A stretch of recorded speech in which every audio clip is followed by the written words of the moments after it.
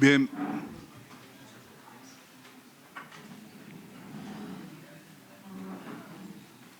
Pues continuamos con la segunda sesión, con el segundo panel. Segundo panel que va en la tercera sesión, pero bueno, es el segundo panel. Y que lleva por título las diferentes percepciones actuales del conflicto. Ahora diremos algo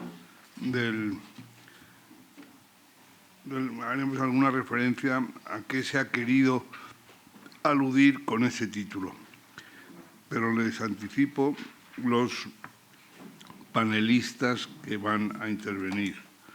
Antonio Notario, que lo tengo aquí a mi izquierda, es el jefe de Planeamiento Político Estratégico del Departamento de Seguridad Nacional, con el que hemos tenido el departamento mucha relación en estos seminarios, que ha dirigido hasta hace poco tiempo, a lo mejor un año o algo así, el general Miguel Ángel Ballesteros, que hoy no está con nosotros porque está de viaje, no me acuerdo, en la República Dominicana, sí que me acuerdo. No sé qué andará haciendo en la República Dominicana, eso me tiene un poco preocupado, espero que me lo cuente a la vuelta.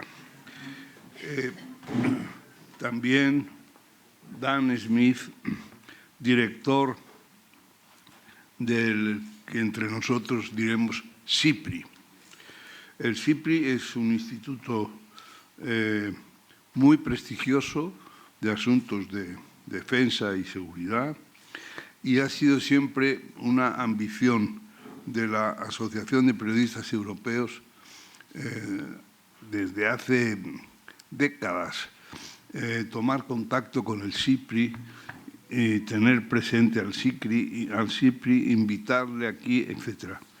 Es extraordinariamente oportuno que esté aquí por muchas razones, es antigua ambición, pero también por algo impensable, y es que Suecia, que es la patria de la neutralidad, no solo de la neutralidad, sino del neutralismo, que hace causa del neutralismo, que es un poco una de sus notas más características.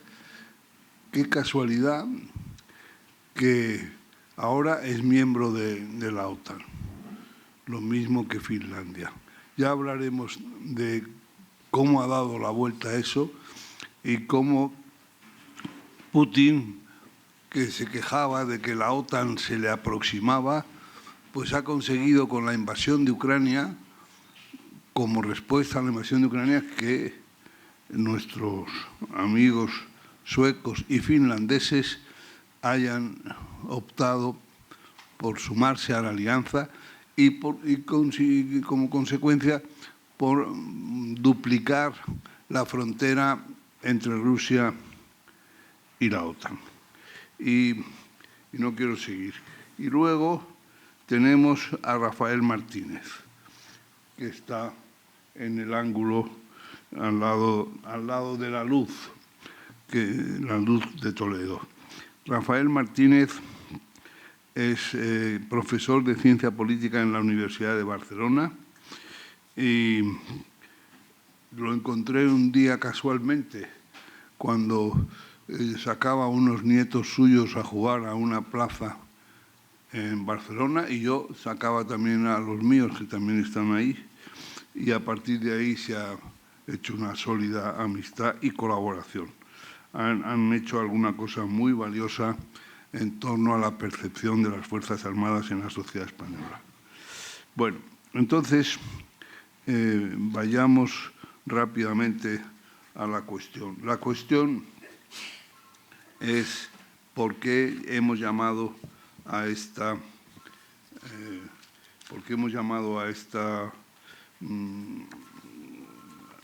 sesión como la hemos llamado.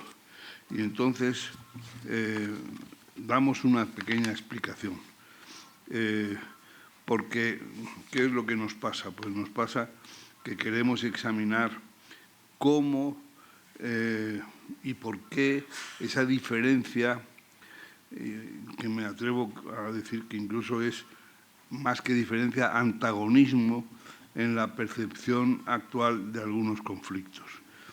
Cómo la manipulación mediática interesada que se apoya en la polarización venenosa de las sociedades y amplifica de manera exponencial a través de ¿qué? A través del cultivo ardoroso de posiciones enfrentadas.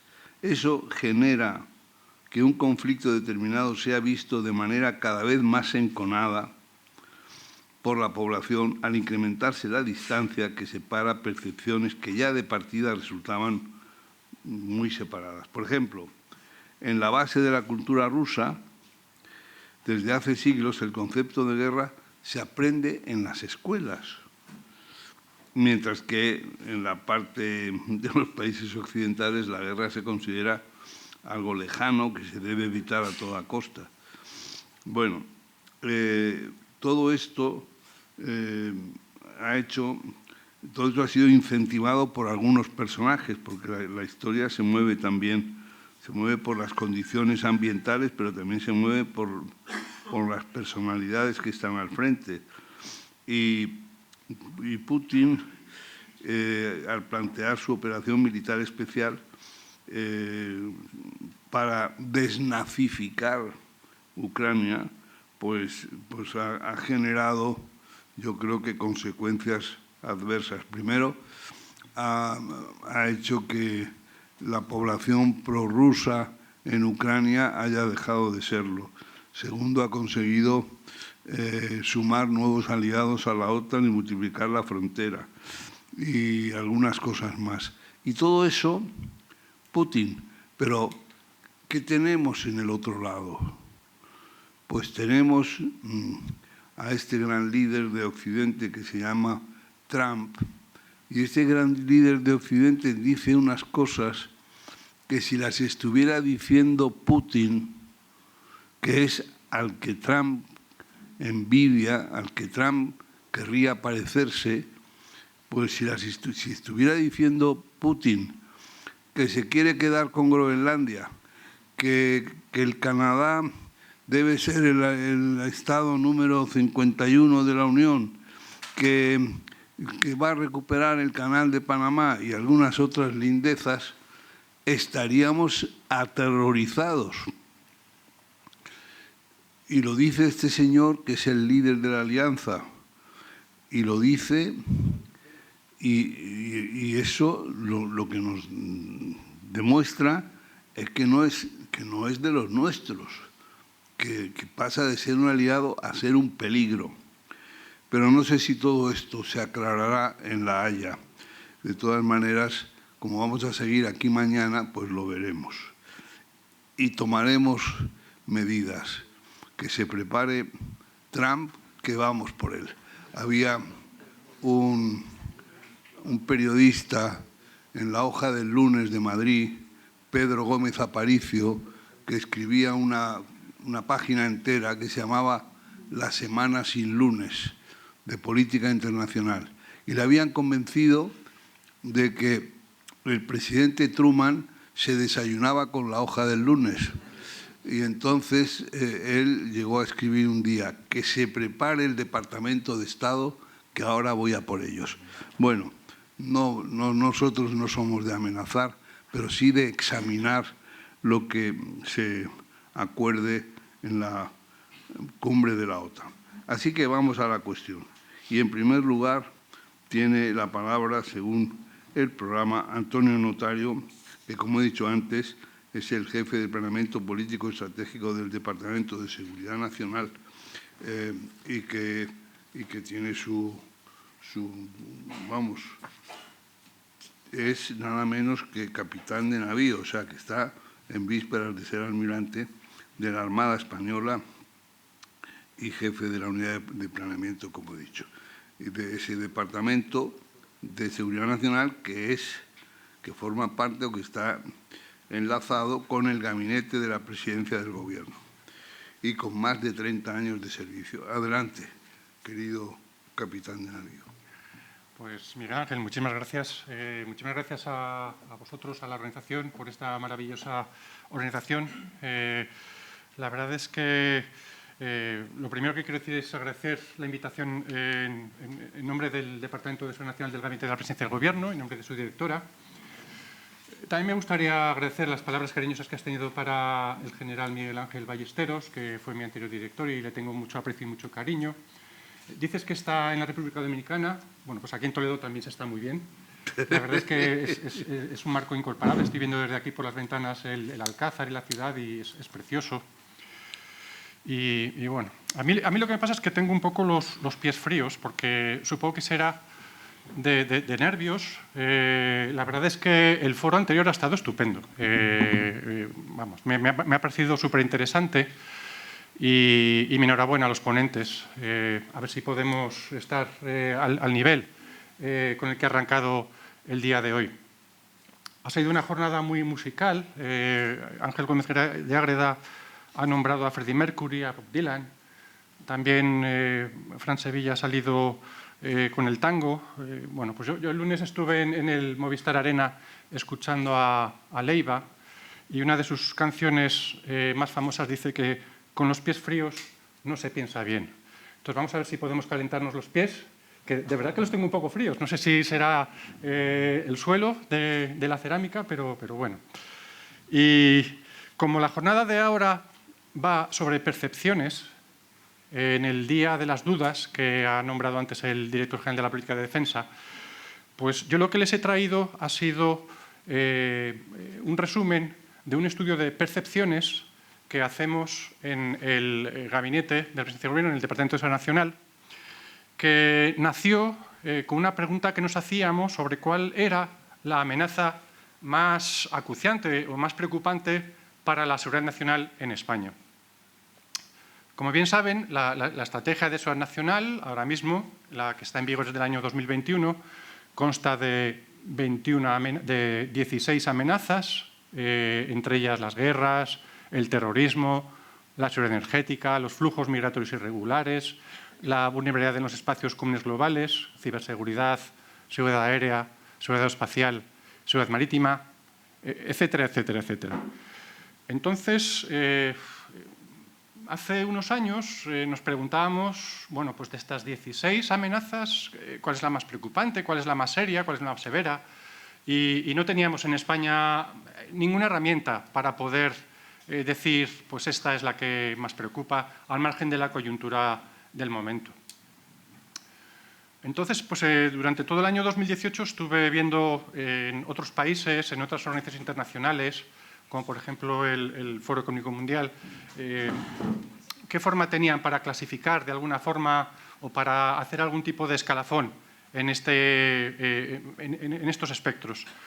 Y con esto pues ideamos un nuevo estudio de percepción que ofreciera un punto de reflexión sobre la situación de seguridad en España y que nos permitiera recalibrar la estrategia de seguridad nacional, que es a lo que yo me dedico. Es un estudio colaborativo, es un estudio que está basado en una encuesta a una serie de expertos. En esta última edición pues, han participado más de 400 expertos, entre los que se encuentran pues, muchos militares, diplomáticos, oficiales de las fuerzas y cuerpos policiales del Estado, funcionarios civiles, pero también en la encuesta participan profesores de universidad o analistas de los principales centros de pensamiento en España. Este año, como novedad, hemos incorporado a la red de científicos de asesoramiento de presidencia de gobierno. En números somos unas 400 personas las que hemos contribuido a esas encuestas y con los resultados pues, ofrecemos 3 puntos de situación.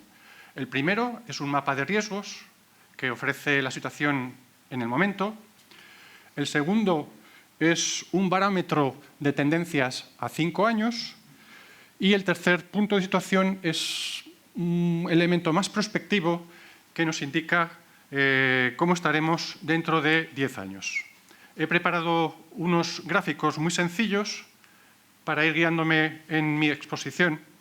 Esto que ven es el primer elemento, que es cómo estamos ahora mismo. Le llamamos el mapa de riesgos y amenazas. Es un gráfico muy sencillo, es un gráfico bidimensional en el que el eje de las X es el grado de probabilidad y el eje de las Y es el nivel de impacto, con una escala de 0 a 5. Entonces, si yo les pregunto, en su opinión, ¿cómo puntuarían el grado de impacto y nivel de probabilidad del terrorismo en España, por ejemplo? Y ustedes pues, puntúan pues, en la escala de 0 a 5 según pues, lo que consideren. Con ese esquema, lo primero que les quiero decir en el recuadro pequeño es pues, que el conjunto de las 16 amenazas para España están en la zona de peligro. Si se fijan en los códigos de colores, cuanto más nos aproximamos a la parte de arriba, a la derecha, le llamamos la zona de peligro, es la zona de mayor intensidad. Bueno, pues los 16 riesgos y amenazas están ahí. Haciendo zoom sobre esa zona, pues vemos que las principales amenazas para la seguridad nacional de España en este momento, según esa encuesta en la que participan 400 personas, y que no son unos cualquiera, no me voy al metro tribunal y al primero que pasa por la calle le pregunto, estamos hablando de personas con experiencia, con conocimientos, con juicio. Bueno, pues este año los resultados han sido, en primer lugar, los ciberataques, en segundo lugar, las campañas de desinformación, en tercer lugar, la tensión estratégica y regional, y en cuarto lugar, los flujos migratorios irregulares, y después, en quinto lugar, los sabotajes, el espionaje y las injerencias desde el exterior. Esos son, de esos 16, pues los 5 de mayor preocupación. En cola, pues vamos a poner que están pues, la seguridad marítima, la seguridad aeroespacial, las armas de destrucción masiva. En el centro, pues cuestiones como son, por ejemplo, las amenazas a las infraestructuras críticas, la vulnerabilidad energética, cuestiones que son altamente preocupantes como son el cambio climático, etc. Bueno, pues estos son los resultados de hoy. Si nos vamos al segundo punto de información, que es las tendencias a 5 años, nos encontramos con un diagnóstico muy parecido. En la primera posición, en este caso, pues aparece las campañas de desinformación. En nuestras encuestas, el 50% de los encuestados consideran que la desinformación es la principal preocupación para la seguridad en España. Y esto, en un año como el que estamos, pues no es de extrañar, habida cuenta de que es el año que la inteligencia artificial generativa pues, ha irrumpido con nuevas herramientas que están pues, prácticamente al alcance de todos. Comentarles pues, que, claro, con este tipo de sofisticación técnica, pues cada vez es más difícil discernir qué es verdad y qué es mentira. Y esto puede haber cuestiones que no trasciendan mucho, pero es que estamos hablando de temas tan serios como, por ejemplo, procesos democráticos clave. Me refiero a desinformación en elecciones. Esto que estoy diciendo no es un supuesto, es algo que ya está pasando. Voy a ponerles un ejemplo real. En las elecciones del año 2023 en Eslovaquia hubo unos audios falsos creados por inteligencia artificial generativa del candidato del Partido Progresista, en el que se le escuchaba como si él fuera elegido presidente del gobierno, lo primero que haría sería subir el precio de la cerveza. Como comprenderán, este tipo de cuestiones pues, son muy, muy, muy graves. Al margen de lo que pueda tener de humor pues, esta amenaza concreta. El ciberespacio. Entrando un poco en clave tecnología, pues más allá de lo que son las nuevas tecnologías, la inteligencia artificial, pues lo que vemos es un aumento vertiginoso de los ciberataques. Según los datos que proyecta el Centro Criptológico Nacional para el 2024, en España ha habido 177.000 incidentes registrados. Esto supone el 40% de aumento con respecto del año pasado. O también, por ejemplo, es un dato que llama mucho la atención, el 97.348 ciberataques registrados por INCIBE, de los cuales el 67% afecta directamente a los ciudadanos y el 33% a autónomos, pymes y grandes empresas. O temas como son, por ejemplo, el fraude online, que no sé, si les digo que en 10 años todo lo que son correos electrónicos falsos, phishing y demás, pues ha aumentado casi un 500%. Y es que hoy por hoy, ¿quién no tiene en su bandeja de correo electrónico un correo con una oferta increíble que le llama a hacer clic para conseguir unas ventajas que son muy personalizadas? Bueno, pues este tipo de cuestiones. Ven, por ejemplo, en el centro de la tabla los flujos migratorios irregulares y, claro, es que en el año 2024 en España hemos recibido 61.372 inmigrantes regulares. Ha sido año récord. Ya tan solo en las Islas Canarias pues son 46.843. Son cifras que realmente llaman la atención. Y el tercer punto vamos a decir, de diagnosis es un punto en el que hacemos un horizonte a 10 años y en el que lanzamos como 3 escenarios. Un escenario optimista, uno medio y uno pesimista. Bueno, pues los círculos de distintos colores que pueden ver en la gráfica, los círculos rojos son los porcentajes de selección del escenario optimista. Es decir, nuestros expertos consideran que la trayectoria de la situación de seguridad de aquí a 10 años va a ser claramente a peor. Y en esos 4 círculos que ven rojos, el que destaca y con mucho es ese 77% que es en clave geopolítica, las guerras. Es decir, esa preocupación se proyecta en clave de los principales escenarios de tensión estratégica que estamos viendo hoy en día, como son claramente la invasión de Ucrania, con gran incertidumbre en el año 2025 sobre cómo va a acabar la guerra, si es que acaba algún día, el conflicto en Oriente Medio, que vemos como cada día nos sorprende con algo nuevo,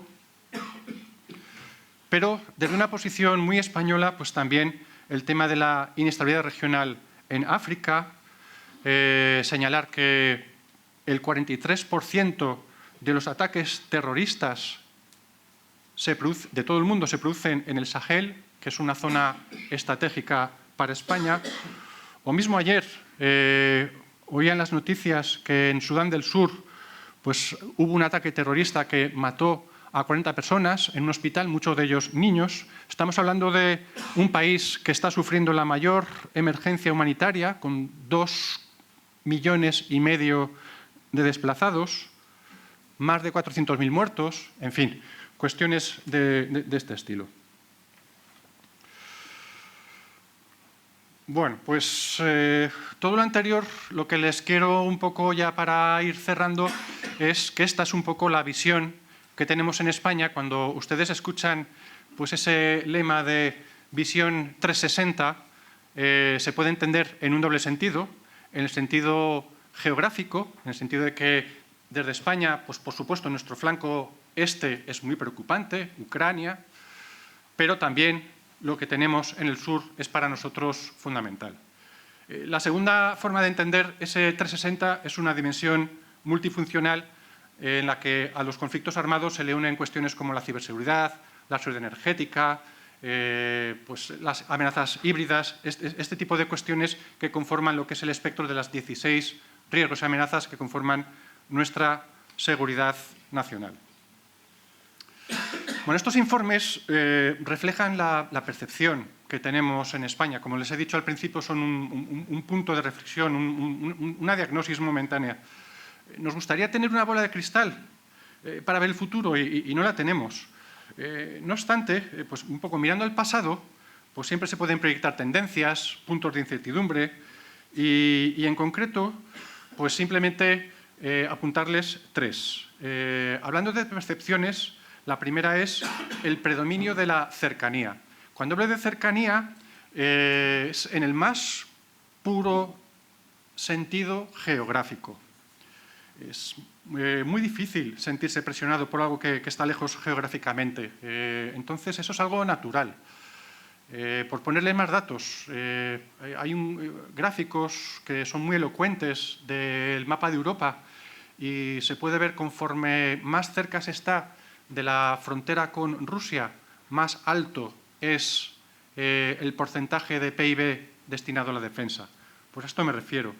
O cuestiones como son que te afectan directamente. Pues antes me he referido a la presión migratoria, pero pues por darles algo también muy tangible, en el año 2022-2023, 2022 era el año de la invasión. Yo pensaba que los resultados se iban a dar de una forma muy clara las guerras, como la cosa que más preocupaba. Pues no, ese año el resultado, para mi sorpresa, fue que lo que más preocupaba para la seguridad nacional era la seguridad energética.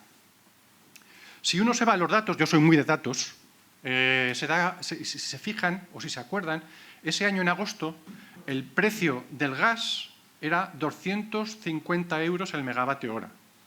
Es decir, había muchas familias en España, y cuando digo muchas estoy hablando de 12 millones de españoles, que tenían problemas para pagar la factura de la electricidad en casa. La segunda conclusión, que es parecida a la cercanía geográfica, es una cercanía intelectual. Y es que es muy difícil explicar la realidad de hoy en día. Y es un poco, esta conclusión va un poco en línea con lo que ha dicho antes Fran Sevilla, de lo que todos tenemos un sesgo y es muy difícil ser objetivo al 100%.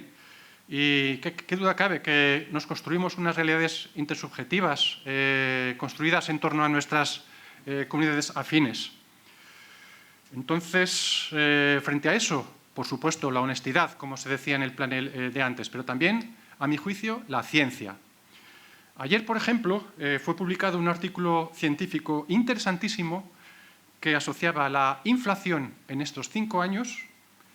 Tengan en cuenta que en España, desde el 2020, los precios han subido un 20%, lo que en el año 2020 costaba 100 euros, ahora cuesta 1.200 euros.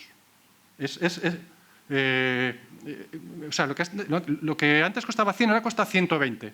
Y no ha pasado tanto tiempo, son 5 años, es increíble. Bueno, pues esto, en este artículo científico, lo asocian, bien razonado, con gráficos, con datos, a los conflictos geopolíticos y a la fragilidad de la cadena de suministro global. Pero ¿quién se lee estos papers científicos en revistas especializadas, normalmente en inglés, y también muchas veces bajo servicios de pago, ¿no? Pues esto es la segunda conclusión que tengo. Y es por ello que llego a mi tercera y última conclusión, que es la necesidad de comunicar bien. Claridad semántica, se ha dicho antes, con rigor, con veracidad, con profundidad, pero también me ha parecido muy interesante, con claridad y, sobre todo, con entusiasmo. En este foro, si yo digo que la invasión de Ucrania es un atentado al derecho internacional basado en normas, yo creo que todos los aquí presentes me entienden a la primera. Pero fuera de estas puertas no es el caso. Es difícil explicar un mensaje. Entonces, simplificar el mensaje, hacer que se entienda bien, luchar contra esa sociedad del entretenimiento que decía Carlos Franganillo, o contra esa sociedad maquinizada que decía Ángel Ágreda, pues yo creo que son labores en las que, bueno, pues personas como las que estamos sentados aquí, pues tienen mucho que hacer por delante. Es por ello que este foro pues tiene tanto interés para nosotros. Entonces, Miguel Ángel, muchísimas gracias. Muchas gracias. Entonces, hay muchas cosas que has dejado ahí lanzadas que me imagino que valdrán para el coloquio.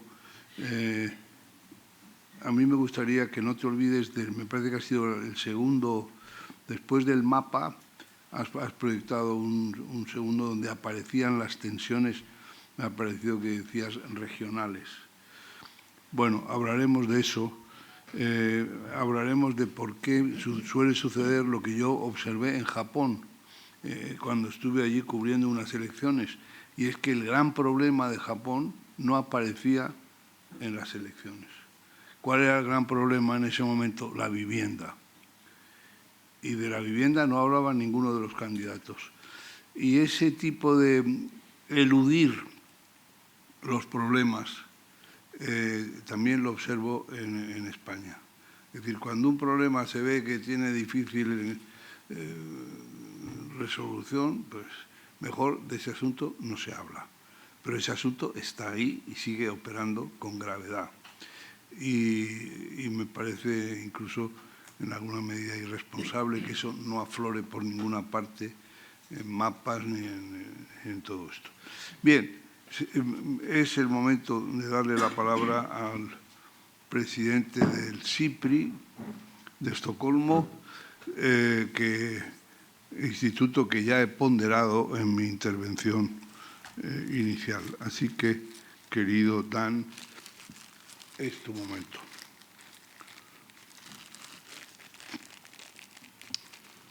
So, thank you very much, Miguel Angel, and thank you to the organizers for inviting me. And thank you to the excellent translators for keeping me informed as to what is happening in a language in which I think I might be able to say just 2 or 3 words, such as no habla español. I see this question that we're talking about. First of all, it is of fundamental importance for thinking about the future of our countries, our continent, and indeed our planet.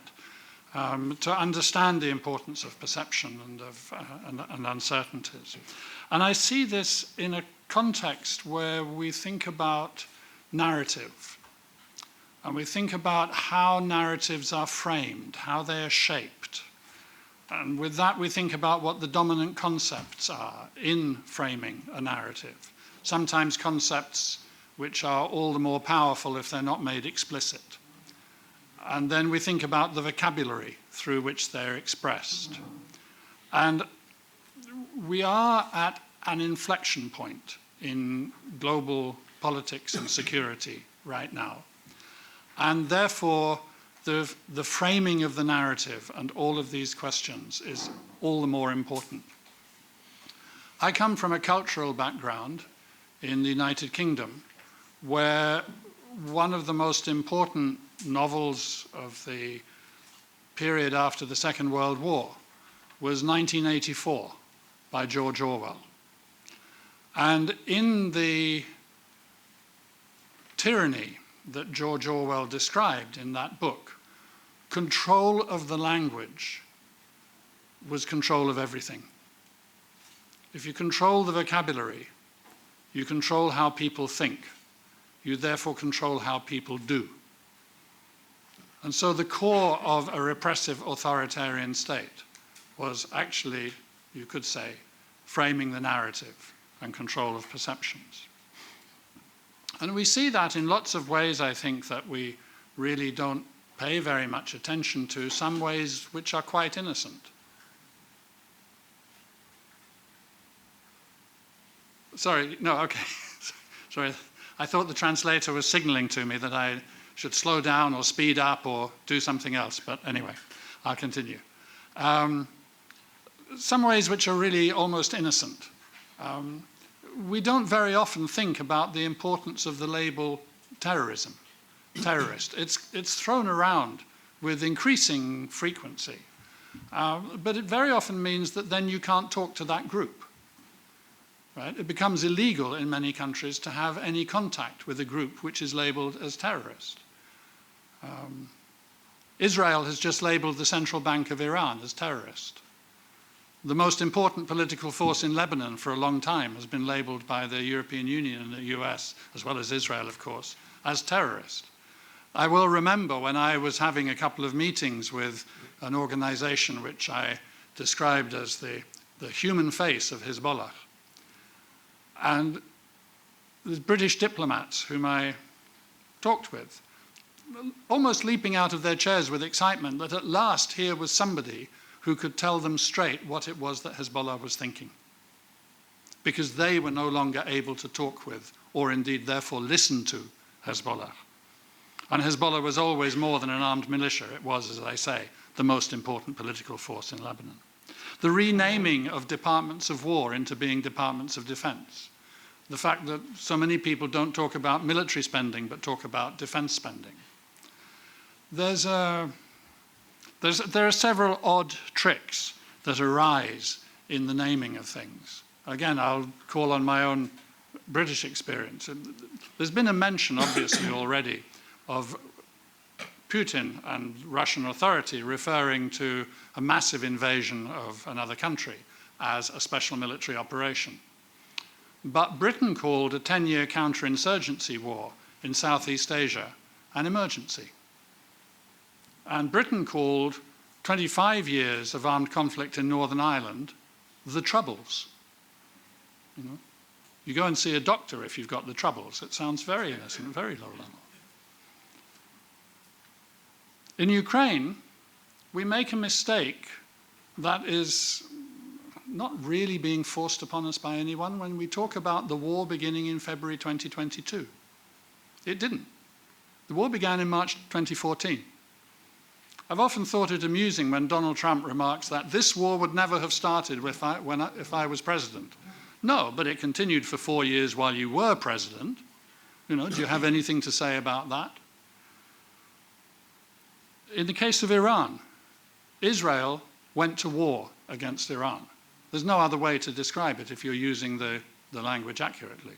It may have had good reason, it may have had bad reason. We can talk about that under a different heading. But it went to war. Therefore, the USA joined in a war against Iran.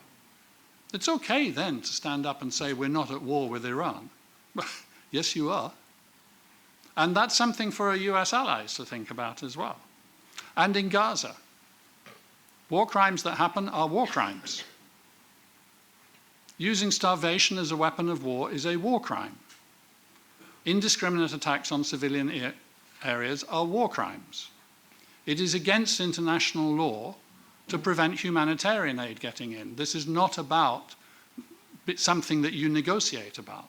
Humanitarian access is written into international law.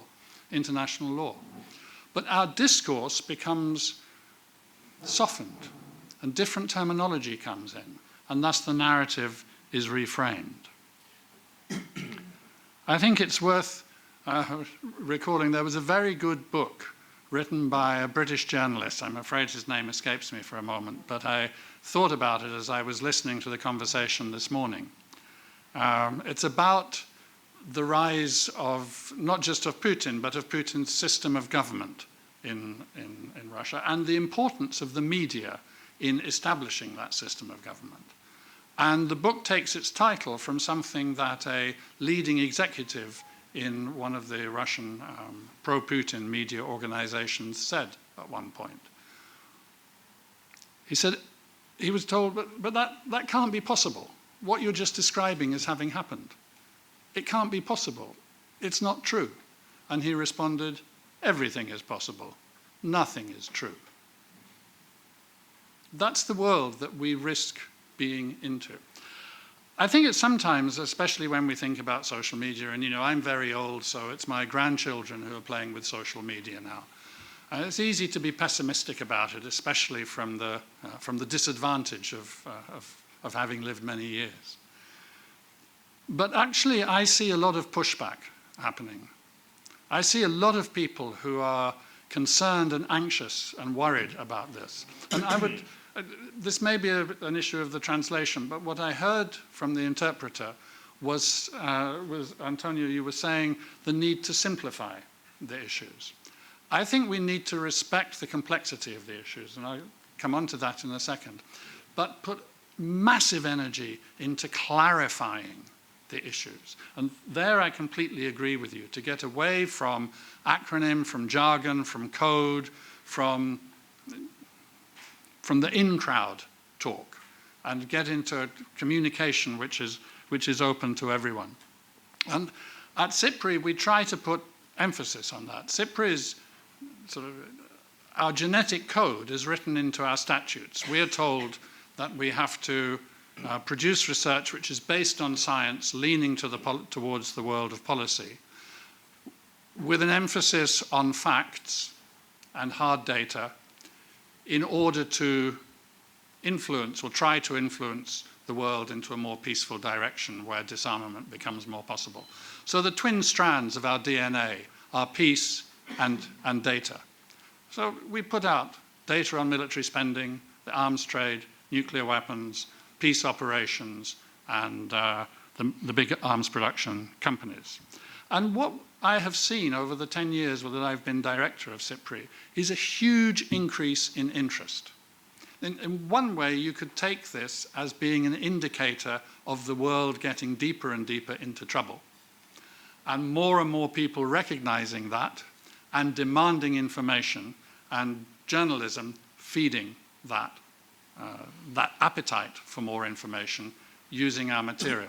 But when I started at SIPRI in 2015, when we launched out the data on military spending or the arms trade, we would get about 2,000 or so news media stories of all kinds worldwide. We now, on the same count, we get about between 8,000 to 9,000 each time. We track, obviously, our mainstream media presence. And we managed to do this in 140 countries.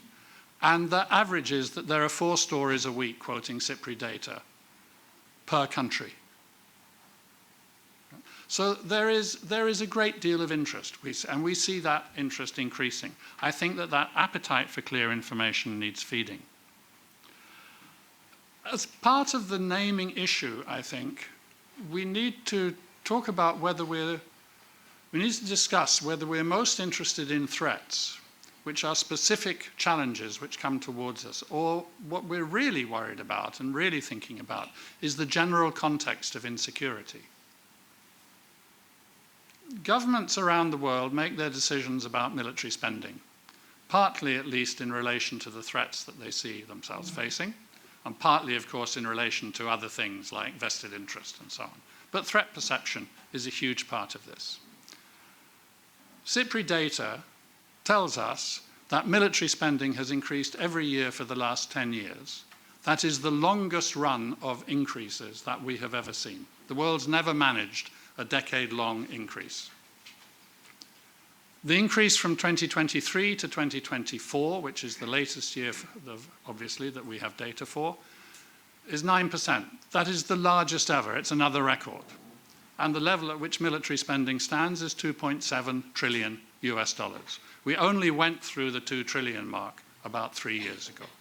So this is record high levels of spending as well. This is record high perception of insecurity. And it's not just of, obviously, military spending. It's worries about the nuclear dimension and the coming nuclear arms race, which I think will be more complex and more difficult to handle, more difficult to control than last time round. It's about the ecological crisis. It's impossible to imagine a human society which does not have natural foundations. And when those natural foundations are unstable, society becomes unstable too. It's our reliance on cyberspace. The more we rely on it, the more vulnerable we are in it. The nature of crime is changing almost daily.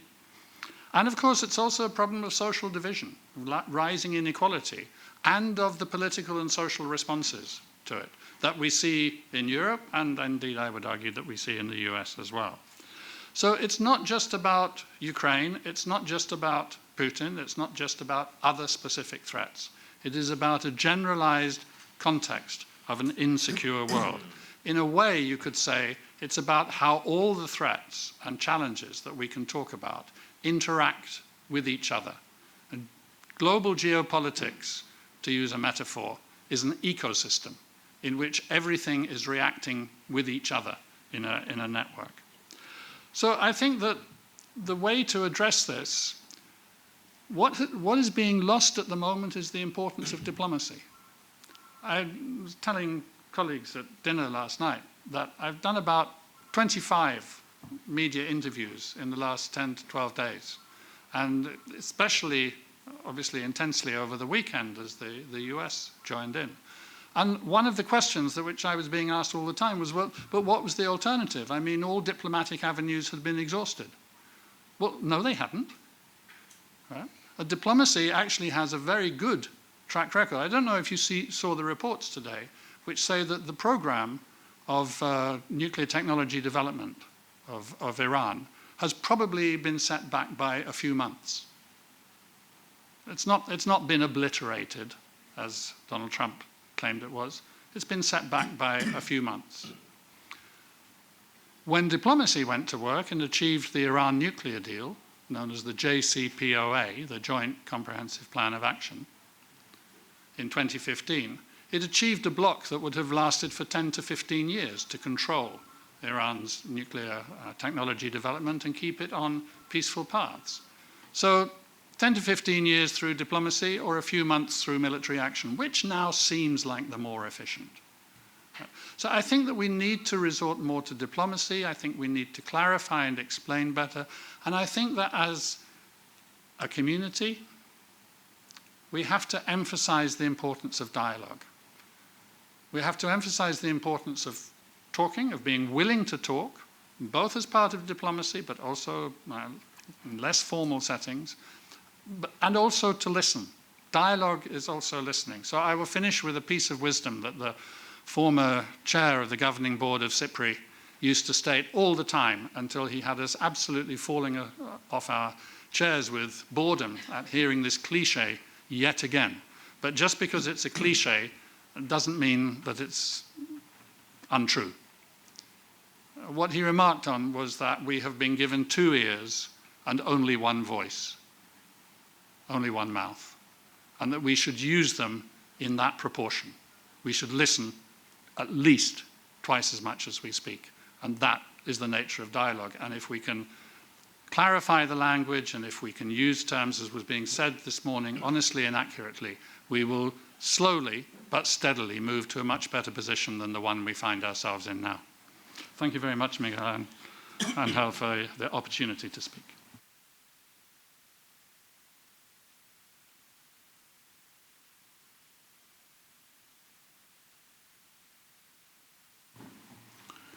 Muchas gracias. De las últimas cosas que has dicho, querido Dan, has hablado del progreso que se consiguió con el diálogo, con la diplomacia,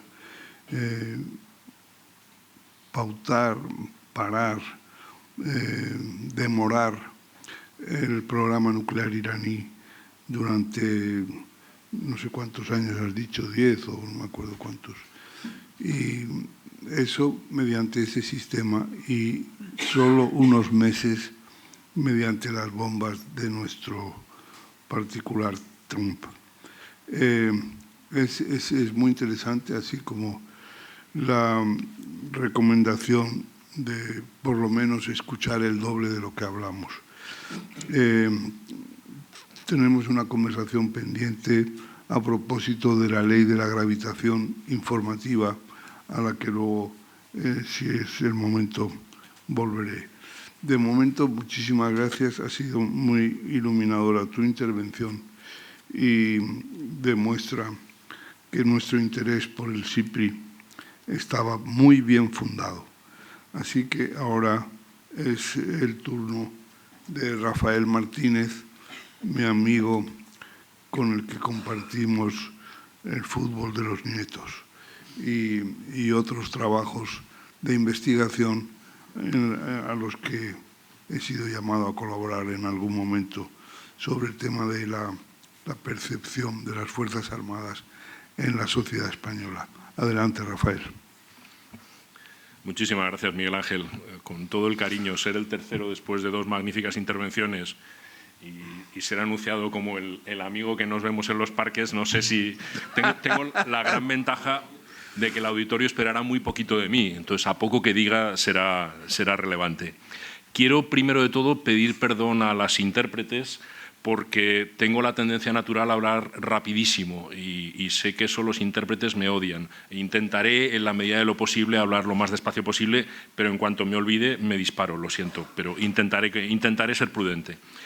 Acto seguido, agradecer, lógicamente, a la Asociación de Periodistas Europeos. Para mí es un inmenso honor poder estar aquí. Este es uno de los foros referencia para los que nos dedicamos a temas de seguridad y defensa, y poder estar aquí y poder decir algo ya me resulta terriblemente grato.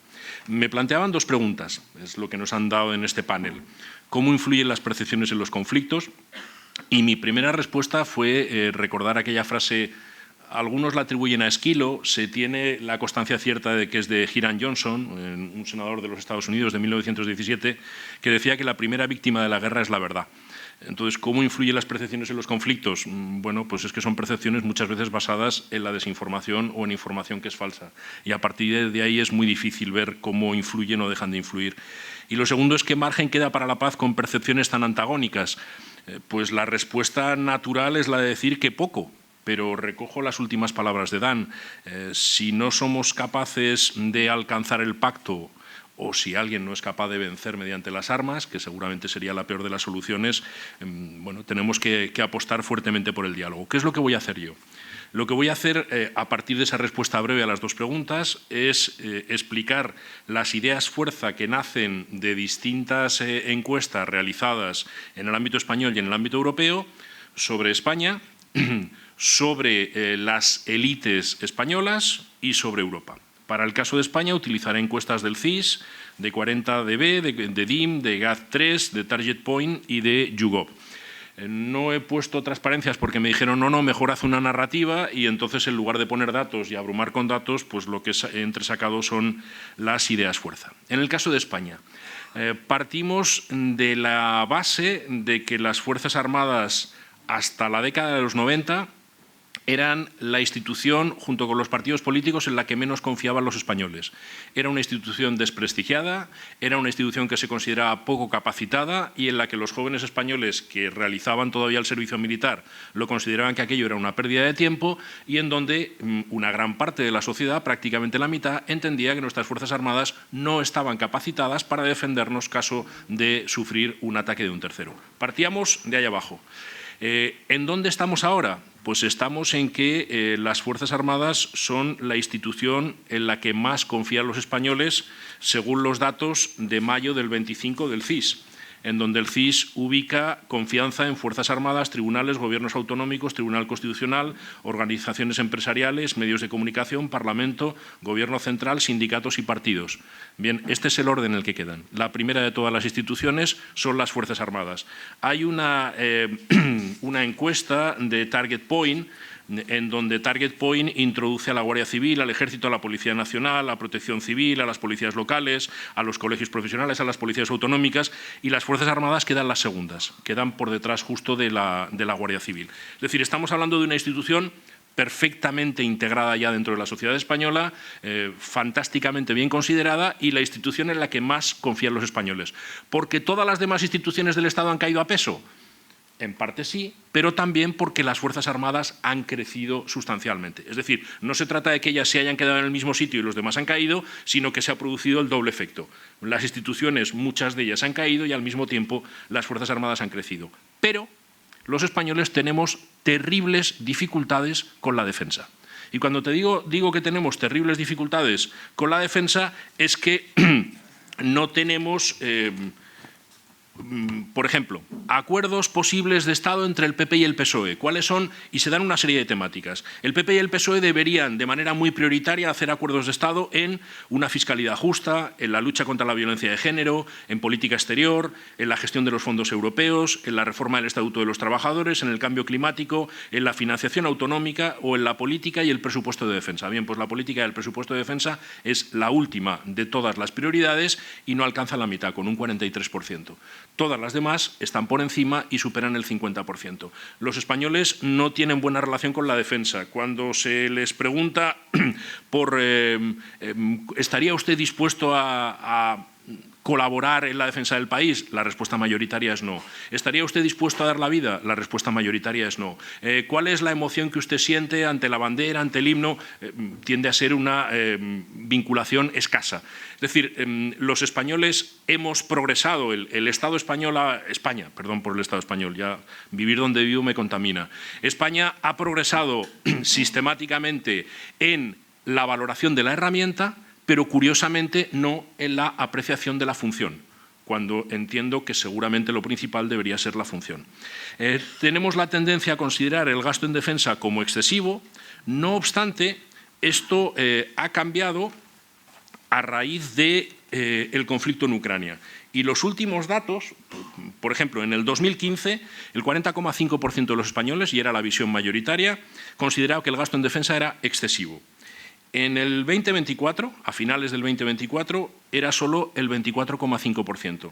Y los últimos datos de mayo del 25 lo ubica en el 20%. Es decir, hemos pasado de un 40,5% y ser la principal respuesta de los españoles a un 20% de los españoles que ya no considera el gasto en defensa excesivo, sino que lo considera mayoritariamente insuficiente. Algo que pasa con todas las áreas de gasto del Estado, menos con la defensa. Y ahora también pasa con la defensa. Los españoles se sienten en general más cómodos si externalizan la defensa. El hecho de externalizar la defensa quiere decir, ¿le parecería a usted conveniente que la defensa de España fuese llevada a término por la Unión Europea? Sí, un 75% de los españoles. ¿Está usted a favor de la generación de un ejército europeo? Sí, un 67,8% de los españoles. ¿Cree usted que la Unión Europea tiene ahora una sólida capacidad defensiva? No, un 57,8% de los españoles. Pero cuando se le pregunta a los españoles por la idea de ¿le parece bien que el ejército actúe en lo que son las funciones esenciales del ejército, disuasión y defensa? Hay un tercio de los españoles que siempre plantea que no. Para mí hay una pregunta que cuando tengo que ir a congresos internacionales siempre me cuesta mucho explicar, porque en toda Europa da respuestas del 90 y tantos % y aquí no pasamos nunca del 67%. Y es, ¿bajo qué circunstancias considera usted que es legítimo que el gobierno de su país active a las Fuerzas Armadas? Y se dan varios ítems, varios issues, y uno de ellos es el ataque de las tropas de un tercer país dentro de nuestro territorio. Bien, pues ahí hay un 33% de los españoles que sistemáticamente desde el año 95 dicen no. Ni en ese caso entienden legítimo que el gobierno active a las Fuerzas Armadas españoles. Los españoles tienen hoy más preocupación por el conflicto de Ucrania, pero, curiosamente, la preocupación por el conflicto en Gaza es más intensa. Es decir, son más los españoles que manifiestan preocupación por el conflicto de Ucrania, del orden ahora mismo del 70%, pero el conflicto en Gaza está del orden del 60-65%, pero en cambio un 30% de los españoles se manifiestan muy preocupados por el conflicto en Gaza y escasamente un 20% se manifiestan muy preocupados por el conflicto en Ucrania. Insisto, mayor preocupación por el conflicto en Ucrania, pero mucha más intensidad por el conflicto en Gaza. Como me dijeron que fuera telegráfico, lo soy. Paso al planteamiento de las élites. En el planteamiento de las élites hay que tener en cuenta que aquí lo que estamos es conjugando tres culturas. Y esto no se suele tener en cuenta. Por un lado está la llamada y conocida como cultura estratégica, que sería esa cultura que al decisor político le permite asumir y afrontar cuestiones de la defensa y cuestiones del uso de la fuerza y cuestiones que tienen que ver con todo lo relativo a la seguridad, a la defensa del territorio, a la disuasión. Por otro lado estaría la defensa organizacional, la cultura organizacional, que sería la propia cultura del estamento militar, que como cualquier corporación tiene una cultura propia. Hay quien habla de eso refiriéndose al ethos militar. Bueno, yo prefiero hablar de una cultura organizacional. Y en último término tendríamos la llamada cultura de defensa, que sería la cultura que tiene la sociedad, cómo la sociedad vive y percibe esas cuestiones de defensa. Bien, la configuración de las políticas de seguridad y defensa no deja de ser un enfrentamiento, una intercomunicación, interconexión entre esas tres culturas, entre el decisor político, entre las élites militares, e introducimos en mi equipo de investigación también a las élites empresariales, y la sociedad. Y es la conjugación de esos tres elementos el que termina dando unos resultados diferentes en Suecia, en España o en Francia, porque son esos tres grupos y sus maneras de sentir y proceder los que permiten. El presidente del gobierno español hoy está explicándoles a todos sus colegas de la OTAN que él no puede plantear un 5% en España, porque tiene un 33% de los españoles que no quieren que le defienda el ejército si le ataca un ejército extranjero dentro del país. Y esa es una realidad que le impide superar determinados porcentajes y asumir determinados costes. Bien, cuando analizamos todas estas élites, lo que encontramos es que la clase política presenta en general un mínimo conocimiento e interés por cuestiones relativas a la defensa. Las empresas, por ejemplo, se nos quejan de que cada vez que acuden a cuestiones internacionales están absolutamente desguarnecidas y desprotegidas. Ellos ven a sus colegas franceses, alemanes, belgas acompañados por sus gobiernos y normalmente las empresas españolas no lo están. Por eso, apostar por un Tier 1 suele ser algo muy costoso y las empresas españolas se encuentran mucho más cómodas en posiciones de Tier 2 o incluso de Tier 3. En cuanto a las amenazas, hay unas divergencias bastante severas entre las élites y hay un cierto carácter asustadizo por parte de la clase política. Es decir, hemos visto que las élites económicas y las élites militares prácticamente coinciden en la percepción de las amenazas. Ojo que aquí hay trampa. Muchísimos de los CEOs de las empresas del sector de la defensa son antiguos militares y entonces por eso suele haber es una de las causas que puede explicar esa equiparación tan clara y tan nítida, más allá de que el diálogo entre ambos sectores es bastante intenso. En cambio, la clase política, lo que hicimos fue entrevistar a todos los miembros de las comisiones de defensa del Congreso y del Senado. Mantiene una dulcificación de cualquier amenaza. Todas las amenazas les parece que no son tan severas, que no son tan fuertes. ¿Y qué amenazas son las que les parecen importantes? Pues las que acaban de vivir. ¿Hemos vivido una pandemia? Pues la pandemia. ¿Hemos vivido un apagón? Pues el apagón. ¿Hemos vivido una crisis de la nevada con Filomena? Pues las nevadas. Y se van moviendo por eso. Tanto es así que dentro del estudio pudimos hacer un experimento natural y es que habíamos hecho las entrevistas justo antes del conflicto de Ucrania y a los 3 meses de iniciado el conflicto de Ucrania, a las élites a las que les habíamos preguntado, eran todos los portavoces de las comisiones, eran entrevistas en profundidad. Portavoces de las comisiones de defensa de Congreso y Senado. 20 CEOs del sector industrial de la defensa, de diferentes ámbitos y de diferentes pesos y grosores de las empresas, y 20 almirantes y generales. Bien, los almirantes y generales, antes y después de Ucrania, pensaban lo mismo.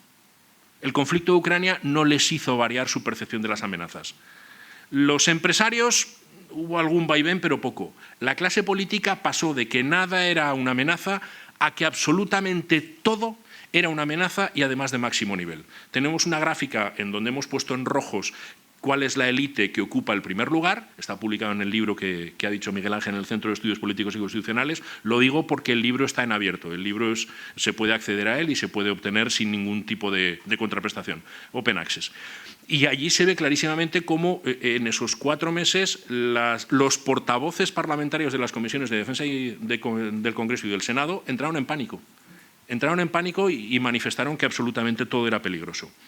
En cuanto a la construcción de la política de defensa, básicamente la percepción, aquí lo que hicimos fue un estudio Delphi, es decir, habíamos hecho entrevistas en profundidad, habíamos hecho encuestas, es un proyecto que duró 4 años y con todo eso organizamos un Delphi de expertos en donde a través de 2 rondas les pasamos los resultados con la pretendida no contaminación por nuestra parte, es decir, no incidimos en lo que había salido, aunque algunas cosas que habían salido nos parecían aberraciones, pero es lo que había salido, y con eso lo presentamos en un Delphi para que en el Delphi expertos de muy diferentes ámbitos y sectores, en una cantidad de 40, nos dijesen qué es lo que pensaban y a través de la información de cuáles eran los resultados que había salido en la primera ronda, intentasen llegar a acuerdos o mantuviesen los disensos y nos saliese cuál era la prospectiva, ese ejercicio de prospectiva que hicimos de cara al 2035 y 2050.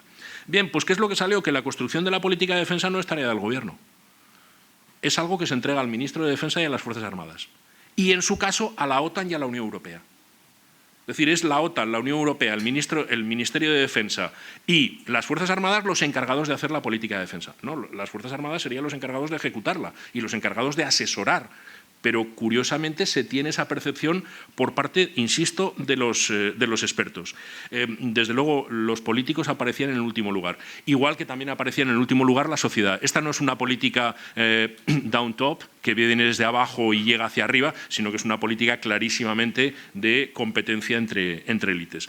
Y luego la otra gran conclusión que salió de este estudio fue la ausencia de rumbo estratégico. No existe una definición estratégica y cuando no existe una definición estratégica, pues resulta algo muy acomodaticio rehuir la responsabilidad entregándosela a Europa. Hay una idea de más Europa porque Europa se tiene que encargar de la defensa y eso a mí me permite no tener que asumir, sino elevar la responsabilidad por superior. Esto es cosa que viene de la Unión Europea y por lo tanto debo asumirla en ese sentido.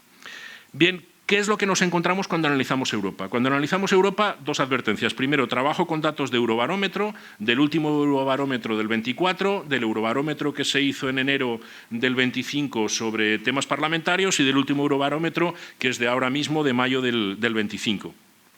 Y asentado en las 5 narrativas que estableció Koivula. Cuando antes, Dan, hablabas de las narrativas, me acordaba de Koivula. Koivula nos dice que en los temas de defensa, en el tema del uso de la fuerza, en Europa hay 5 narrativas que conviven, que ninguna de ellas triunfa y que cada uno se acoge a la narrativa que le conviene en un momento determinado y que seguramente el reto de Europa es ser capaz de definir por cuál o cuáles se inclina y en qué momentos y de qué manera. Hay una narrativa que nos habla de que Europa es un proyecto de paz. Hay una narrativa que nos dice que Europa es una tercera fuerza, que se coloca entre las dos superpotencias, entre Rusia, China y Estados Unidos, y Europa aparecería ahí como tercera fuerza. Hay otra que nos habla de que Europa tiene su fortaleza en el poder civil, en su economía y no en la fuerza militar. La gran potencia de Europa sería su capacidad económica y no su capacidad militar. Hay otra que nos habla, y Borrell, el pobre hombre, se quejaba de esto, de Europa como poder normativo, porque somos los garantes de los derechos fundamentales, los promotores de las transiciones a la democracia y los guardianes de todo esto. El pobre hombre se quejaba diciendo, cuando yo voy a África y los africanos me preguntan, bueno, ¿tú qué me ofreces? Y yo les digo normas, derechos, garantías y democracia, me dicen, mira, los rusos me están dando más. Y en último término estaría la narrativa, no digo que no sea necesario, y lo último sería la narrativa de Europa como proyecto militar. Mayor integración de los socios en temas de defensa e incluso llegada a, digamos que un ejército europeo, pero no está claro qué es un ejército europeo. Un ejército europeo es algo creado ex novo manteniendo todos los demás. Un ejército europeo es la integración de los ya existentes. Un ejército europeo es, no se sabe, ¿y quién lo dirigiría? Solo hay una cuestión que todo el mundo tenía claro. La lógica sería que Francia, pero nadie quiere que sea Francia. Entonces, bueno, perdón si hay alguien de la embajada francesa en la sala, no pretendo con ello ofender, sino mostrar el dato tal cual salía. Desde estas narrativas, ¿qué es lo que nos está contando el Eurobarómetro? Vale, hay más facilidad. 1, 2, 3, 4, 5, 6, 7, 8. Hay más facilidad para el relato de la paz que para el relato militar. Y esto se ve porque cuando se trata de cuáles han sido las implicaciones y las acciones que la Unión Europea ha tenido en Ucrania, y el Eurobarómetro los pregunta, normalmente reciben mucho más respaldo popular todas aquellas acciones o actuaciones que tienen que ver con la narrativa de la paz. Y en cambio aquellas actuaciones que tienen que ver con la narrativa militar, en general en Europa no son tan bien recibidas, siendo que todas son positivas. Pero, por ejemplo, la primera es la idea de acoger refugiados. Le parece fantástico al 80% de los europeos, en España al 93%. La segunda sería el apoyar a Ucrania hasta el final de la contienda, ¿vale? Hasta que se alcance la paz. Esto tiene un 77%. La tercera opción sería proveer de mayor financiación y ayuda humanitaria. Tiene un respaldo del 76%. La tercera sería hacer de Ucrania candidato de la Unión Europea. Aquí, como ya entra el dinero, bajamos a un 60%. Cuando estamos hablando de sanciones económicas a Rusia, hay un 72% que le parece bien, pero curiosamente cuando hablamos de financiar el equipamiento militar de Ucrania ya solo es un 59%, en España un 51%. Es decir, España en todas aquellas que no tienen que ver, se aproximan a lo que sería la narrativa de paz, estamos por encima de la Unión Europea, en las que tienen que ver con ámbito militar no estamos tan convencidos. Se entiende que el conflicto de Ucrania, porque es que el Eurobarómetro no pregunta por el conflicto en Gaza, sorprendentemente. Juan Linz me estaría pegando ahora mismo por oírme decir la palabra sorpresa. Había dos palabras que nos prohibía siempre decir y una de ellas era sorpresa. Pero hay una mayor amenaza por parte de los europeos percibida hacia la Unión Europea que hacia su propio país. Es decir, la guerra en Ucrania amenaza la seguridad de mi país, lo ve un 73% de los europeos. La guerra en Ucrania amenaza la seguridad de la Unión Europea, lo ve casi un 80% de los europeos. ¿De acuerdo? Los europeos ven que esa guerra es más amenaza para la Unión Europea que para su país. Cuando se pregunta por la satisfacción, ¿está usted satisfecho con lo que ha hecho su país ante la guerra de Ucrania estamos solo en un 53%. En el global. El global es muy engañoso porque en la Unión Europea hay dos mundos en este conflicto, es el conflicto de Ucrania, luego lo diré. ¿Está usted satisfecho con la respuesta que ha dado la Unión Europea? 54%, es decir, hay una satisfacción similar por la respuesta que ha dado tu país o por la respuesta que ha dado la Unión Europea. Escandinavos y bálticos quieren más Europa, quieren más implicación en el conflicto de Ucrania, lo viven como algo muy cercano, están siempre en baremos del 80 al 95%. En cualquiera de las preguntas que se hagan, en cualquiera de los escenarios, lo tienen perfectamente presente y lo están viviendo. Los estonios serían los que a veces no lo tienen tan claro, pero finlandeses, suecos, daneses, lituanos, letones, están permanentemente. En el campo contrario, bueno, también estarían los polacos en cierta medida y los alemanes en un rango inferior. Y los portugueses suelen estar bastante alineados. En la situación contraria, estamos hablando de los checos, estamos hablando de los eslovacos, estamos hablando de los eslovenos, estamos hablando de los búlgaros, de los rumanos. Todos estos países, algunos de ellos con líderes prorrusos, no ven bien prácticamente ninguna de las acciones que está cometiendo la Unión Europea, ni ven que ello sea una amenaza, ni creen que se tengan que poner el tipo de sanciones que se están poniendo. ¿Existe en líneas generales un acuerdo con la necesidad de más Europa? Estamos hablando de que el 81% de los europeos manifiesta estar de acuerdo con la creación de una defensa común, con que un 78% de los europeos cree que los temas de seguridad y defensa serán de los más importantes en los próximos 5 años, con que cree un 82% que debería incrementarse la cooperación en seguridad y defensa. Cuando entramos en el gasto, entonces el acuerdo es de un 69%. Un 69% cree que habría que gastar más. En el caso de España, que se sostiene la idea de que España está en contra, en octubre del 24 estaba a favor del incremento del gasto el 55% de los españoles y en contra el 34%. En el último Eurobarómetro, mayo del 25, está a favor del incremento del gasto el 63% de los españoles, ha crecido, y está en contra el 25% de los españoles. Es decir, es una línea que va creciendo. ¿Qué países están en desacuerdo? Bulgaria un 33%, Chequia un 42%, Grecia un 39%, Italia un 38%, Malta un 34%, Austria, Rumanía con un 30%, Eslovenia con un 49%, Eslovaquia con un 35%. Todos estos países están en contra de todo lo que está suponiendo este conflicto. El último dato, porque me parece revelador y porque este último Eurobarómetro ha consultado también a países ajenos a la Unión Europea y les ha preguntado por determinadas cuestiones. Y una de ellas es por si el conflicto de Rusia y Ucrania supone un impacto financiero en lo particular o si supone un impacto financiero en su país. Bien, los rusos, el 32% de los rusos y un 66% no, consideran que el conflicto está suponiendo un impacto en lo personal, en su economía personal. Es decir, la mayor parte no está sintiendo afectada su economía por el conflicto que ya va de largo entre Rusia y Ucrania. En cambio, cuando se le pregunta por el impacto en su país, un 60% de los rusos sostienen que sí que está afectando financieramente a su país. Nada más y muchísimas gracias.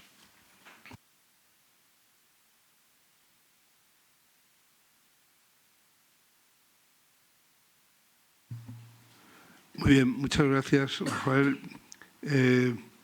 Creo que has hecho una síntesis apretada, acelerada, pero comprensible de todos los datos que has manejado y que dan cuenta de las oscilaciones de la opinión pública, digamos, o por lo menos de la opinión cualificada de determinados sectores muy bien, digamos, perimetrados.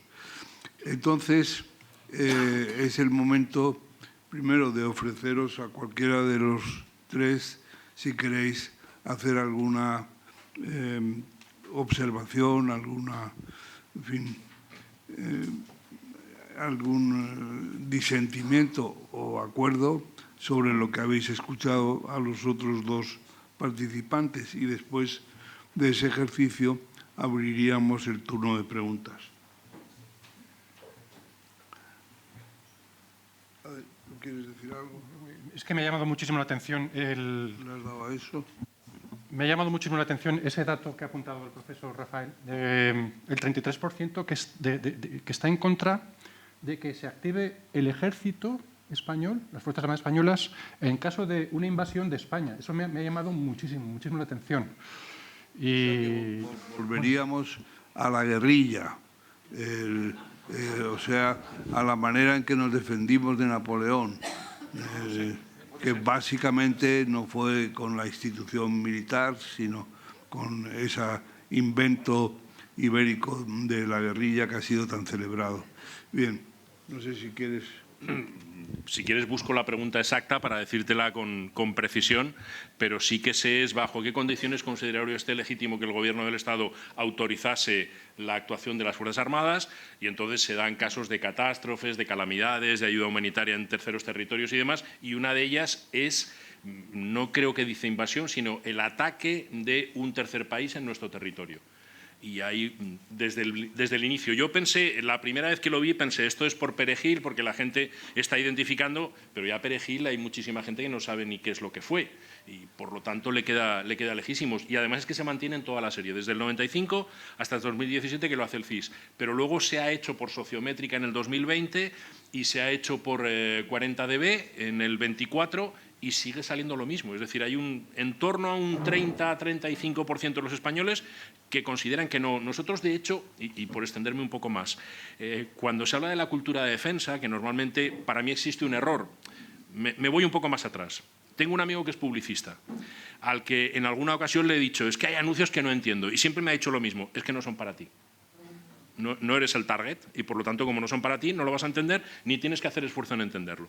Pues con la cultura de defensa yo creo que pasa un poco lo mismo, y es que hemos cometido el error de pensar que todos los españoles son iguales y que todos los españoles tienen que manejar una cultura de defensa similar. No, ni muchísimo menos.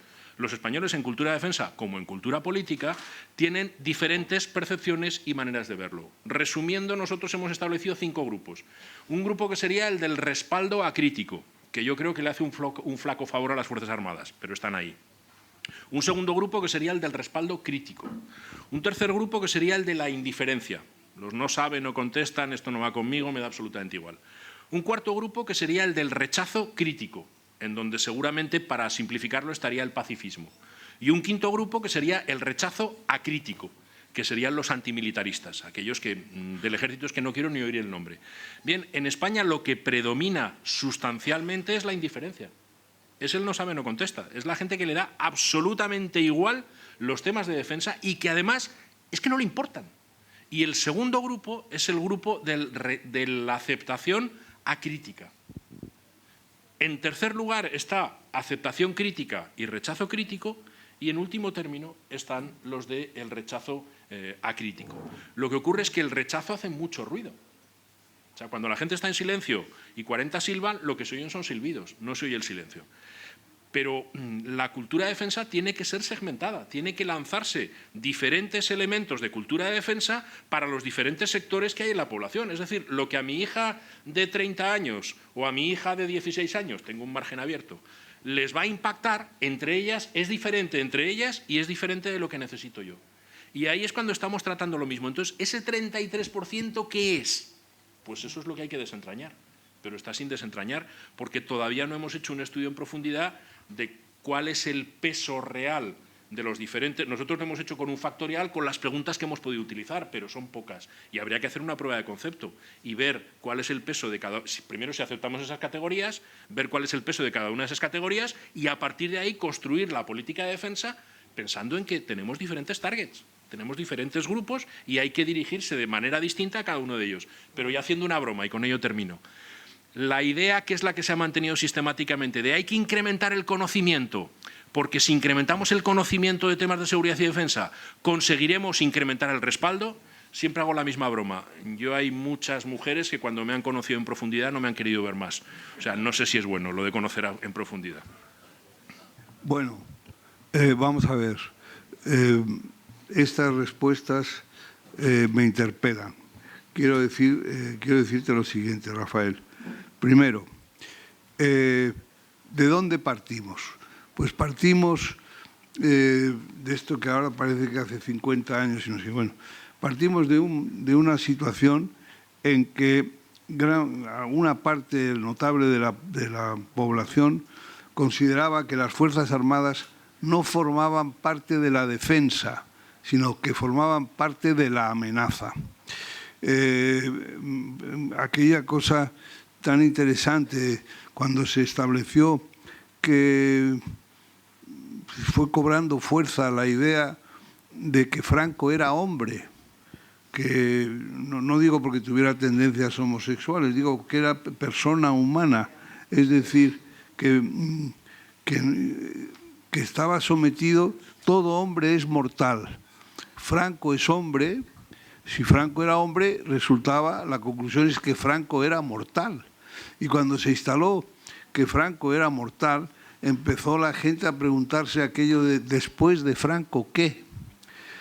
Y entonces el director del Instituto de Estudios Políticos de entonces, Jesús Fuello, dio con una respuesta que pareció satisfacer al régimen. Después de Franco, las instituciones. Pero eso no estaba ni siquiera previsto por Franco, porque Franco, en aquel momento culminante en el Cerro de Garavitas, donde reunió a los excombatientes, ¿qué les dijo? El día que yo falte, el día que ya no esté con vosotros, pues todo quedará atado y bien atado bajo la guardia fiel de nuestro ejército. Es decir, encomendó a las Fuerzas Armadas la perennidad de su régimen.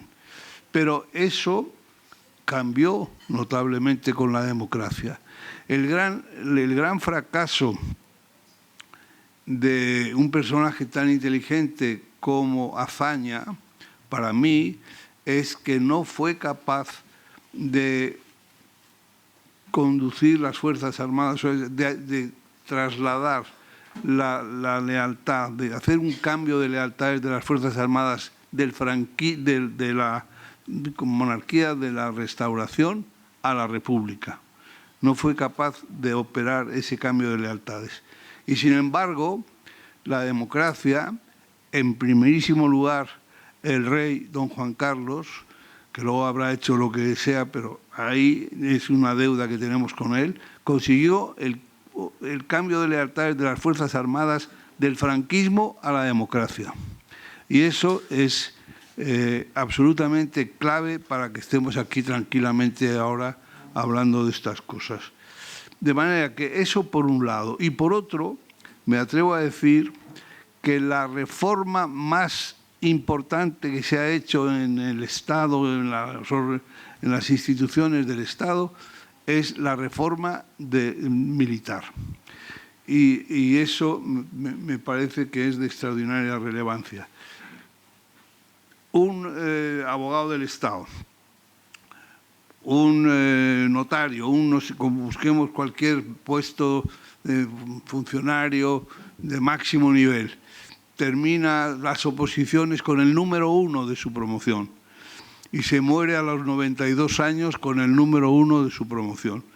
Pero un joven teniente que sale con el despacho de teniente entregado por Su Majestad el Rey en cualquiera de las 3 academias militares, cuando se produce el ascenso al grado siguiente, en el Ejército de Tierra, a capitán, el que era el número 1 puede haber pasado a ser el número 15, si los otros 14 han hecho más cursos, han tenido destinos de mayor riesgo y fatiga, es decir, que los militares están sometidos a una evaluación permanente conforme al mérito y a la capacidad. Y están en permanente activación. Y hacen cursos de, yo qué sé, digo, el Ejército de Tierra, pues de submarinismo, de helicópteros, de carros, y luego el gran curso, el curso de Estado Mayor. Por cierto, aprovecho para decir que ahora investigando con todo esto, Franco, ¿qué cursos hizo? Ninguno. Hizo un curso de tiro en Valdemoro, donde hoy está el Colegio de Huérfanos de la Guardia Civil. Y allí conoció a Millán Astray. Pero no quiero derivar. Volvamos a la cuestión. Lo que quiero decirles, quiero No sé si con esto polemizo o, por el contrario, Rafael, ratifico lo que has dicho. Pero en todo caso es mi punto de vista. Hay una percepción que cambia, el ejército deja de ser visto como una amenaza. Tengamos en cuenta, por ejemplo, que esto lo cuenta muy bien Luis Balbé en su libro Orden Público y Militarismo en la España Constitucional, que el orden público ha estado encomendado finalmente, la última garantía ha sido los ejércitos, las Fuerzas Armadas. El orden público ha estado militarizado hasta la Constitución de 1978, porque incluso durante la Segunda República el orden público estaba en manos de los militares. O sea que ha sido una gran aportación en ese momento de la Constitución española, que deja nítidamente, porque claro, es que un tío le daba una patada a un guardia y le podían hacer un consejo de guerra. Eso era la situación de la que veníamos y eso se ha terminado. Y eso continuó, fue una constante desde las Cortes de Cádiz hasta la Constitución de 1978. Pero hazlo con cuidado porque voy a por ti. Como era aquello, a palabra de rey, rodilla en tierra, ¿no? No he dicho lo contrario. Es decir, la reforma que se produce, y además, ya que has citado a Azaña, el gran error de Azaña y el gran acierto de Gutiérrez Mellado es que Azaña quiso hacer la misma reforma que seguramente hizo Gutiérrez Mellado, le sobraba oficialidad y le faltaba tropa y marinería. Lo que pasa es que Azaña la hizo en muy poco tiempo y dejando a mucha gente sin contraprestación económica, y en cambio una de las facturas de la transición fue precisamente el hecho de que se pudo vaciar en cierta medida, es que no sé cómo decir la palabra para que no suene ofensiva, se pudo reducir el número de miembros de las Fuerzas Armadas yéndose a una situación de servicio externo en donde se seguía manteniendo el salario, en donde se tenía manteniendo derecho a un ascenso y en donde se podía trabajar en el ámbito privado. Bueno, eso lo establece Gutiérrez Mellado, a partir de ahí se hace una reforma magnífica que en lo que él inicia y lo que finalmente culmina en Narcís Serra se produce, y estoy de acuerdo contigo, una de las mayores transformaciones que ha habido dentro de las administraciones. Seguramente faltaría por hacer una transformación similar en el ámbito de la justicia. Aprovecho el pisuerga para decir esto. ¿Qué es lo que ha ocurrido? Pues que a partir de final de la década de los 90, que es cuando se inician las misiones internacionales de paz, es cuando empieza a mejorar dentro de la opinión española, empieza a percibirse que las Fuerzas Armadas son otra cosa. Son otra cosa, y en los datos además hay algo que es muy significativo, y es que observamos perfectamente cómo la participación en misiones internacionales va mejorando la opinión de los españoles respecto de las Fuerzas Armadas, hasta que entran los que cuando las Fuerzas Armadas empiezan a hacer misiones internacionales acaban de nacer, y cuando esa gente entra con 18 años en las encuestas, para ellos ya no mejora la opinión de las Fuerzas Armadas, porque han conocido unas Fuerzas Armadas que siempre han hecho eso. Por lo tanto, ¿por qué va a mejorar mi opinión respecto de las Fuerzas Armadas si están haciendo lo que siempre han hecho? Lo que intento trasladar es que la opinión que pueda tener gente como yo, o la opinión que pueda tener gente como tú, que tenemos un legado histórico, un pozo histórico, unos elementos que están ahí. Yo, a fin de cuentas, nací durante el franquismo. Solo estuve 10 años, pero son 10 años de mi vida que estuve con el franquismo. Mis hijas no. Mis hijas tienen otra percepción, tienen otra manera de verlo. Y cuando enfocamos los temas de cultura de defensa, que era un poco de donde venía la pregunta, creo que son situaciones sociales diferentes y que tendríamos que ser lo suficientemente inteligentes para tratarlas de manera diferente. Pero esa es una responsabilidad que yo no le atribuyo a las Fuerzas Armadas. Se la atribuyo a los responsables de los que ha habido en los ministerios de defensa en los diferentes momentos. Para mí es una cuestión básica. Y hay otra cuestión esencial. Estoy harto de decir que la cultura de defensa se tiene que enseñar en los centros educativos, en los colegios. No es un tema de Fuerzas Armadas. No se trata de jornada de puertas abiertas. No se trata de ese tipo de cuestiones, que no están mal. Se trata de que pase lo que está pasando en Francia, que es que un joven francés le explican cuáles son las instituciones de su Estado, le explican qué es el himno, le explican qué es la bandera y le explican cuáles son las funciones y las misiones de las Fuerzas Armadas. Y le pasa lo mismo a un joven alemán. Y aquí es como que, ¿cómo vamos a contarles eso? Bueno, pues si es lo más natural del mundo. Igual que tienen que saber lo que es Hacienda, o que tienen que saber lo que es el Gobierno, o que tienen que saber lo que es el Tribunal Constitucional. Lo de Hacienda es inolvidable. Hay alguna petición de palabra, en particular Diego Carcedo, aquí en primera fila, si se le puede acercar el micrófono para que se le oiga mejor. Está llegando, está llegando.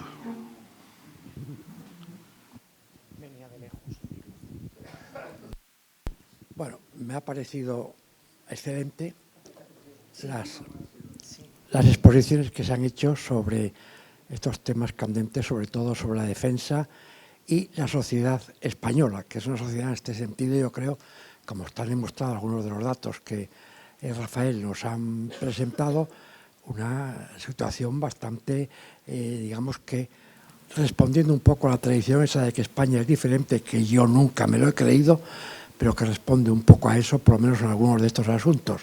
Pero dentro de estas exposiciones que me parecieron estupendas y que como periodista pues aportan muchos datos muy importantes para el trabajo cotidiano, no tanto ya para la observación de ámbito más especializado, nos ha sorprendido profundamente un pequeño detalle, y es que todos los tres que han intervenido, incluido Miguel Ángel Aguilar, en su moderación, no escuché ni se ha pronunciado en ningún momento, cuando se habla de España y las preocupaciones de la sociedad española sobre la defensa, que no se ha mencionado en ningún momento la palabra Marruecos.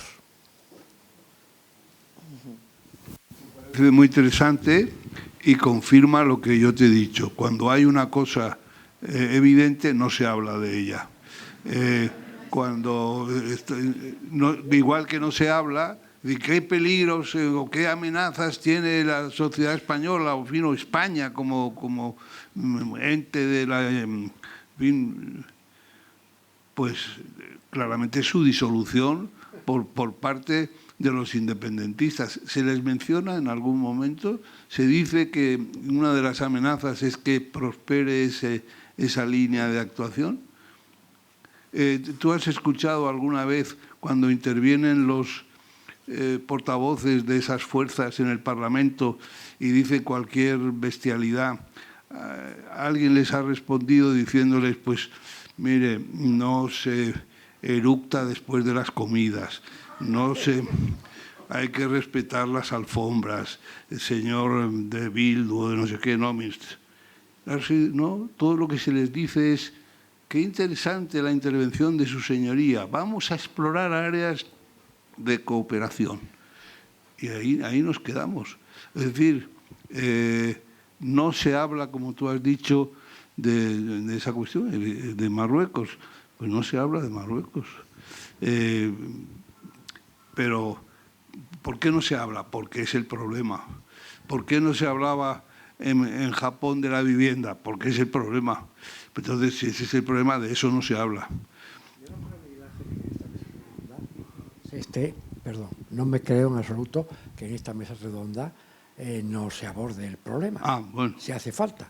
No quiero con esto hacer ninguna reprimenda, ¿no? Pero...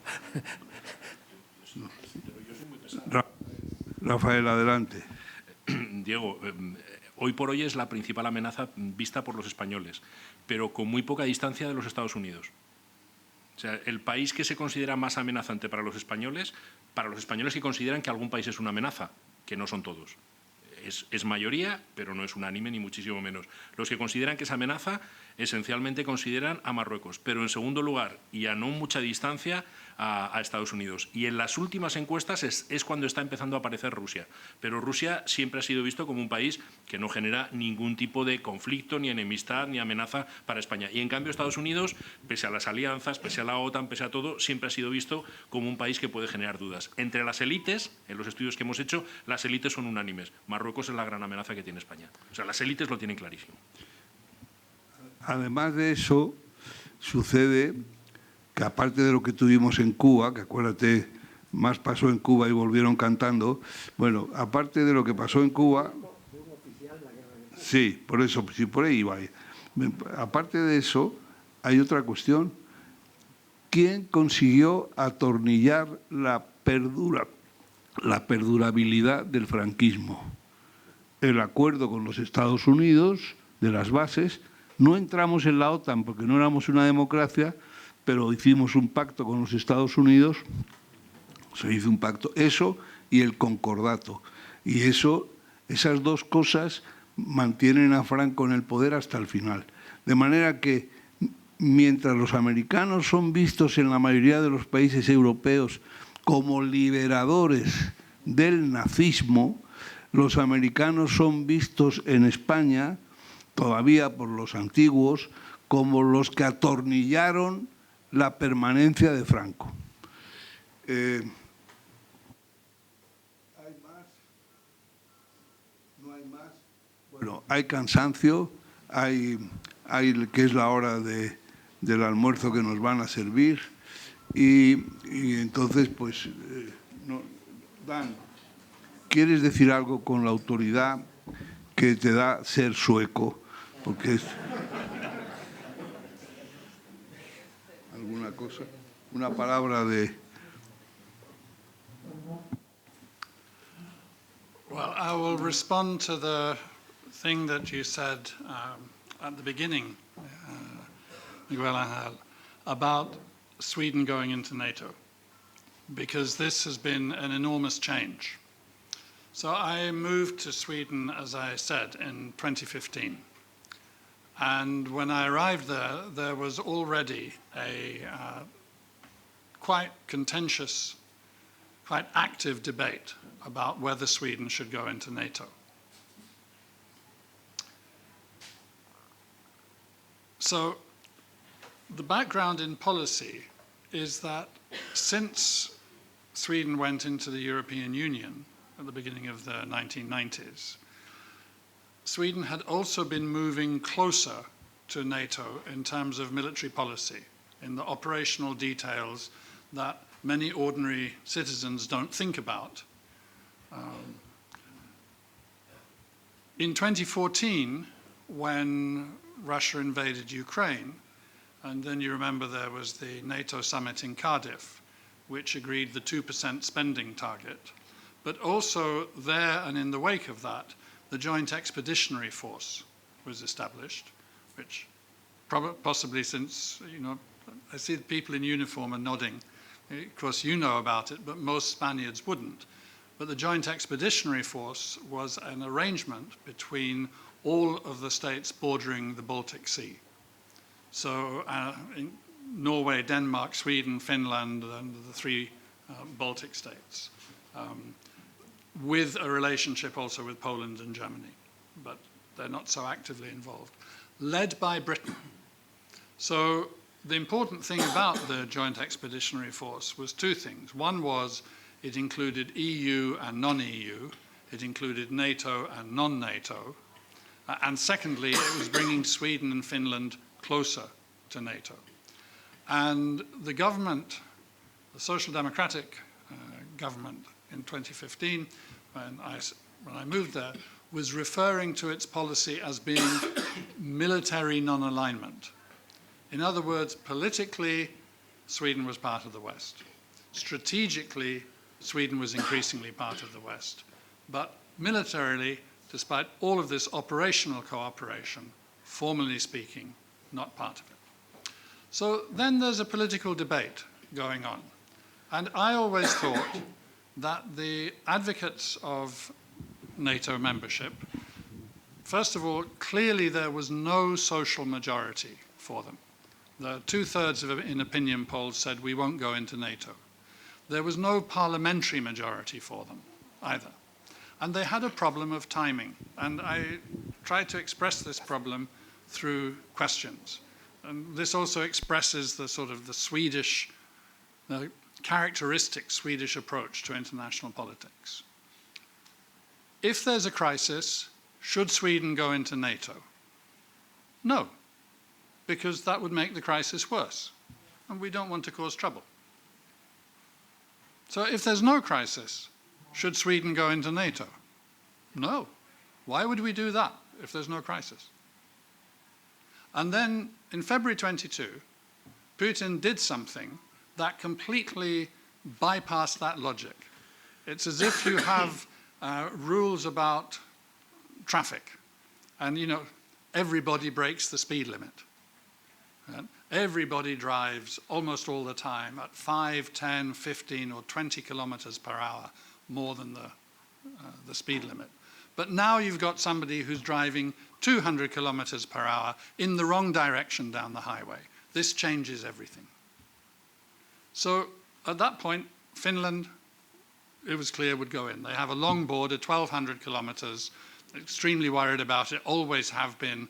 The last war Finland fought was with Germany, before that with Russia or with the Soviet Union. And when Finland went in, then as far as Swedes were concerned, there was almost no alternative. There's a thing called Nordic solidarity, which is real. And so if Finland is going in, we will go in. How would the map look if Sweden did not go into NATO now? And yet at the same time, many, many Swedes, whom I knew, and this was expressed in opinion polls, they went in very sadly, very mournfully, feeling that they were losing something of Swedishness as they went in, that there was an identity, as you were kind of saying, Miguel Angel, an identity that was bound up in being non-aligned, in being not part of the military alliance. So it's a very, culturally and emotionally, psychologically, it's a very mixed thing. A feeling of having to go in, going in reluctantly, that won't change the seriousness of the commitment, but still there will be that sadness about it. This is you could see it as being a mature response to the awful problems that the world is posing right now. And I would just add one more thing, because there's a lot of Swedes are wondering, then how the rest of the world reacts. Can Sweden still play, where it wants to, this kind of intermediary role to facilitate dialogue, to help negotiations happen, as it has very often in the past? And at the moment, I do a lot of work on North Korea and Northeast Asia in general. And one of the interesting things is that Sweden is a member of what is called the Neutral Nations Supervisory Commission that was set up at the end of the Korean War in 1953 to supervise the demilitarized zone between North Korea and South Korea. And to begin with, there were 4 states that were members of that: Poland, Czechoslovakia, Switzerland, and Sweden.